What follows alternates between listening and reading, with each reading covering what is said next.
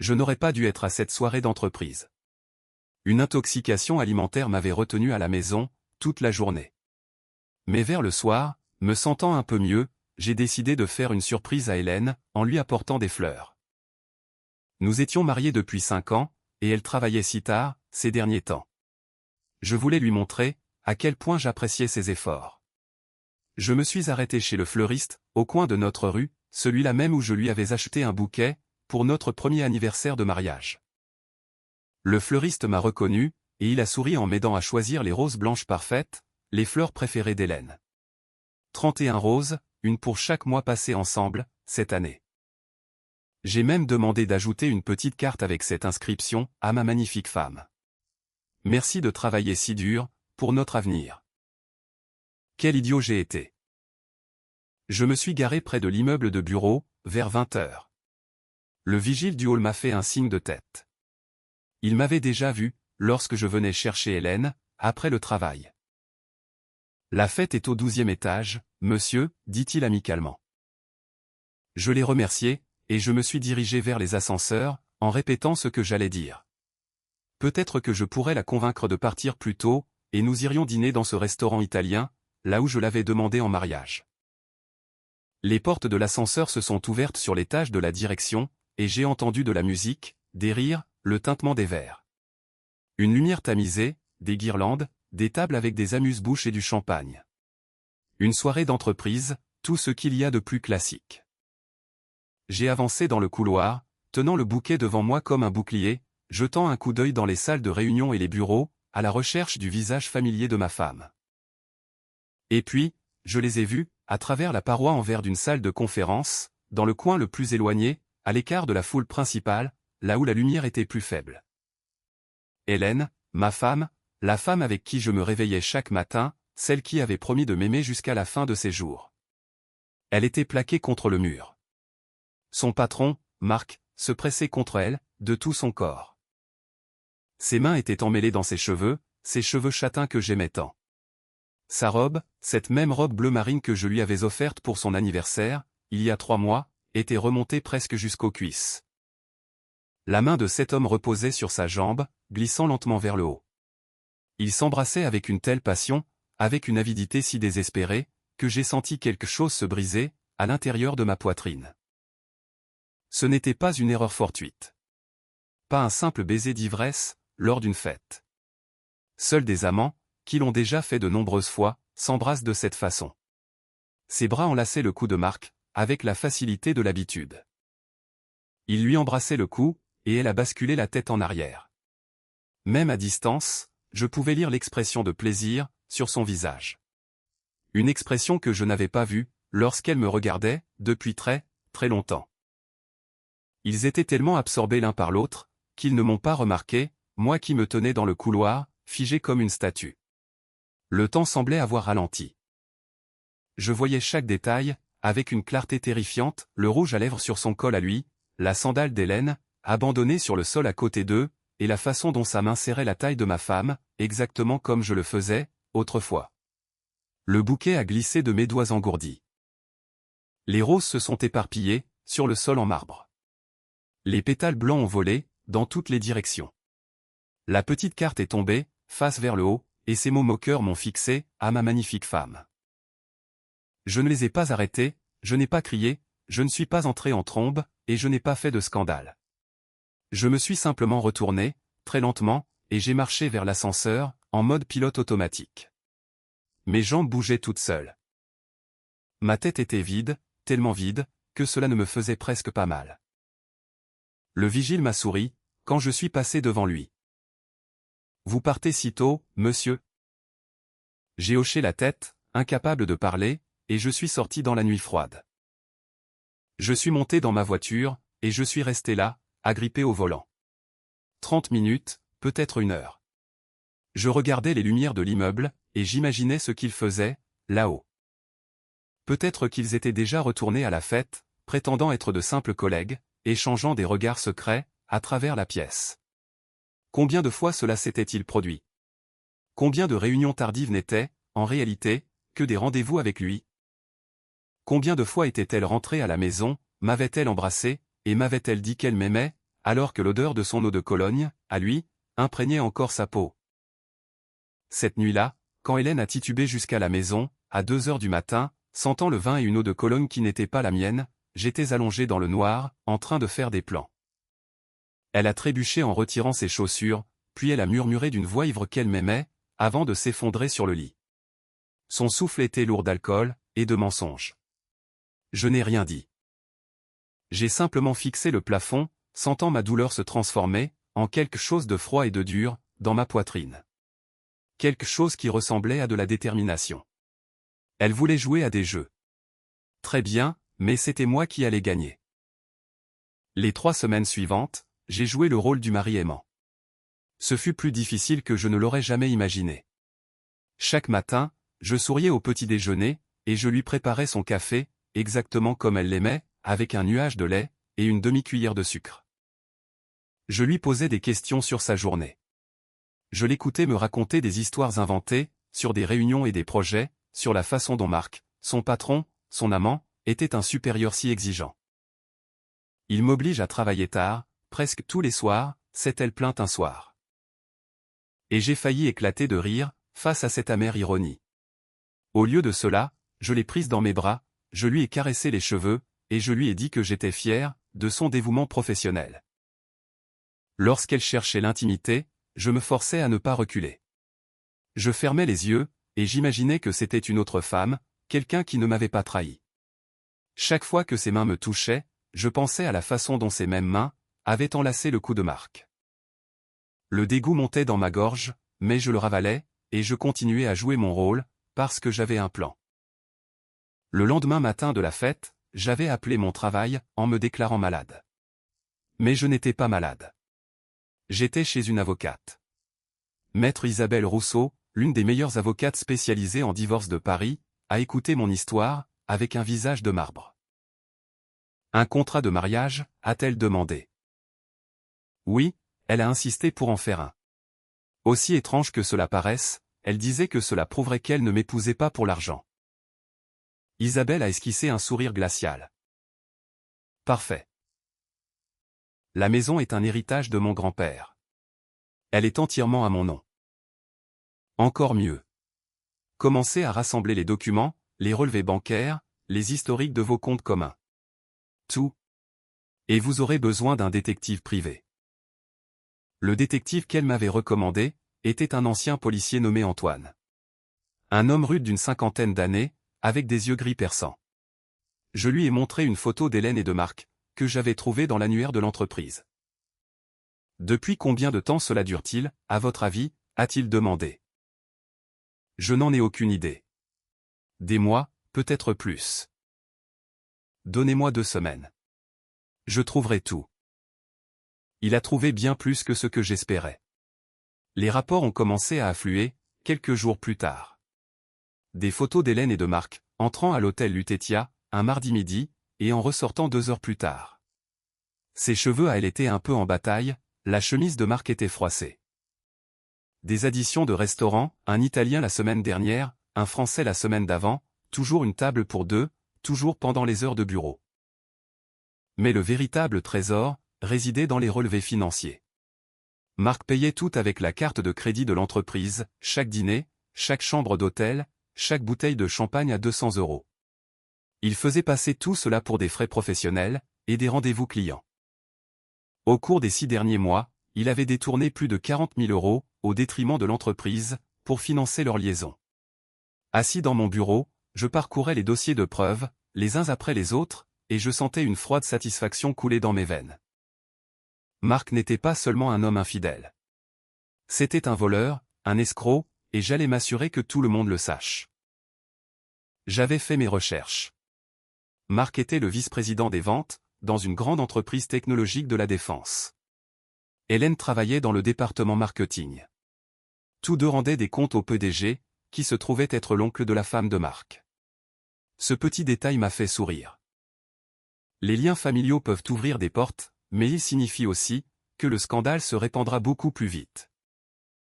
La femme de Marc, Nathalie, était mère au foyer et élevait leurs 3 enfants, une fille de 9 ans, et des jumeaux de 6 ans.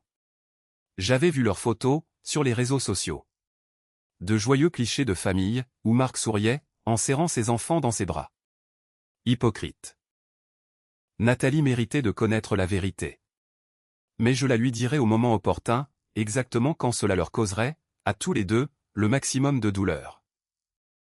J'attendais la réunion trimestrielle du conseil d'administration.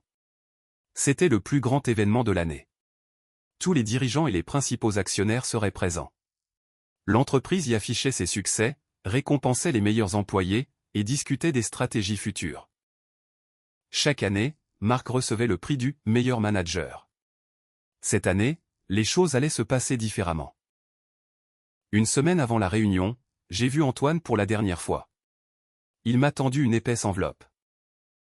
Tout est là, a-t-il dit. Chaque note de frais, chaque photo avec son eurodatage, chaque relevé de dépenses. J'avais même obtenu des relevés d'hôtel, prouvant qu'ils s'enregistraient sous de faux noms, pour certains de leurs rendez-vous.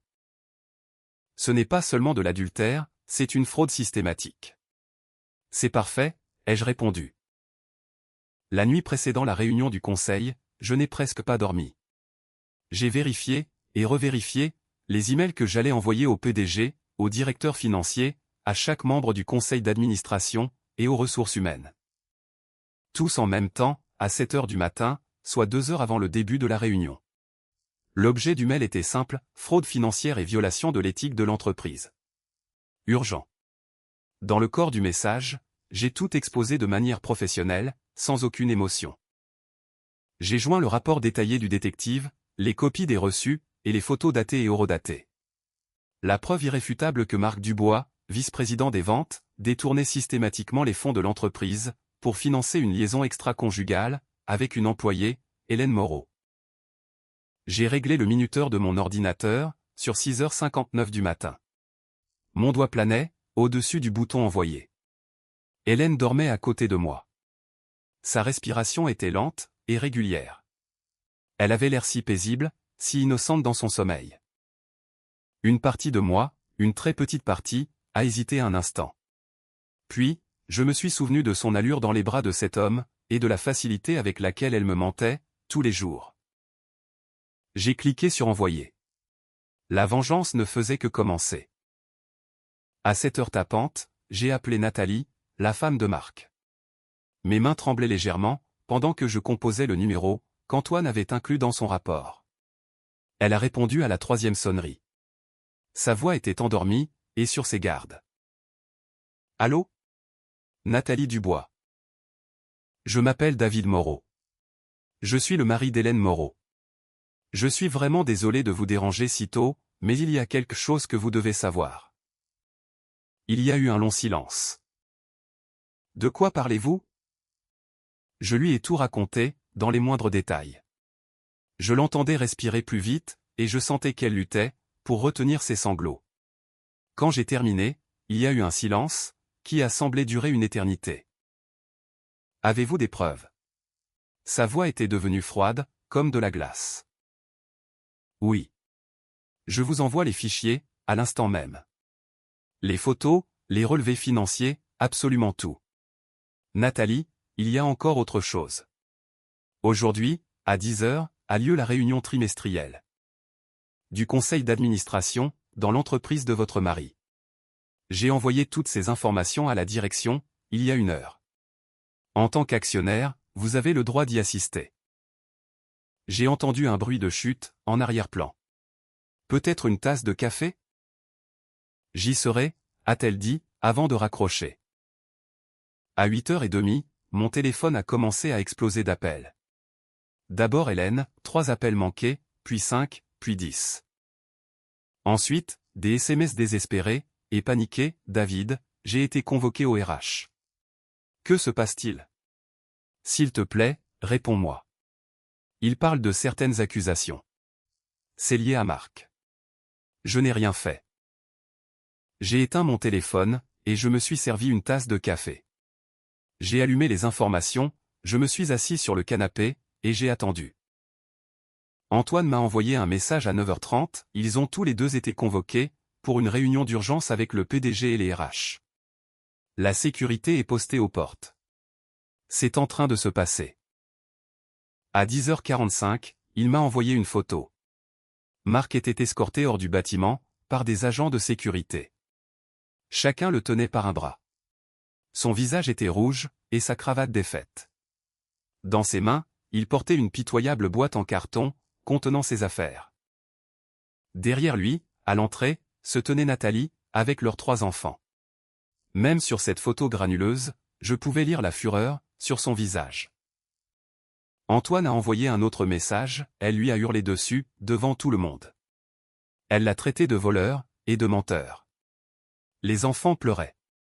C'était brutal. Bien, ai-je simplement tapé en réponse. Hélène est rentrée à la maison, à 13h30.